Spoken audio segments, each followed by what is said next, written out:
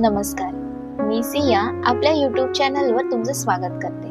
उन्हाळा सुरू झाला की शरीरात उष्णता वाढते, सतत तहान लागते आणि थकवा येतो। या सगळ्यात सब्जा तुमची मदत करू शकतो।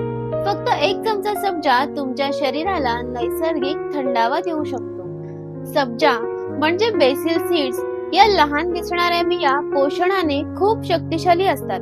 यामध्ये भरपूर प्रमाणात fibre, omega 3 fatty acids, calcium, magnesium, antioxidants असतात, जे शरीराच्या आरोग्यासाठी खूप उपयुक्त आहेत। आज आपण बघणार आहोत सब्जा खाण्याचे आरोग्यदायी फायदे। फायदा नंबर 1, शरीराला नैसर्गिक थंडावा देतो। उन्हाळ्यात शरीरात उष्णता वाढते आणि डिहायड्रेशन होतं।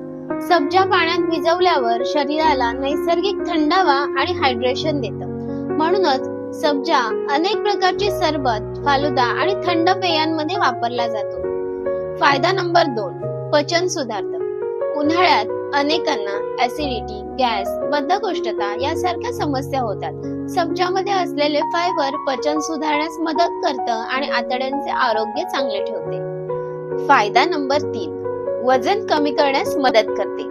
जर तुम्ही वजन कमी करण्याचा प्रयत्न करत असाल तर सब्जा खूप उपयोगी ठरू शकतो।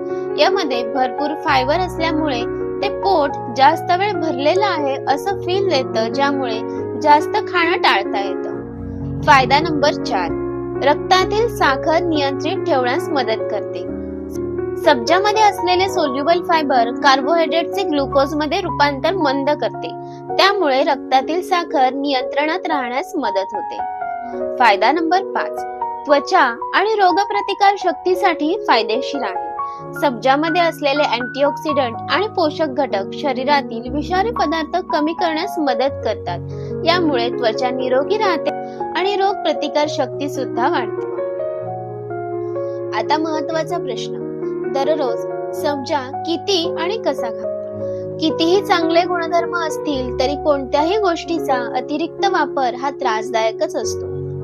दररोज दिवसभरात 1 ते 1.5 चमचा भिजवलेला सब्जा खाणं पुरेसं आहे। यापेक्षा जास्त सब्जा खाल्ला तर पचायला जड जाऊ शकतो।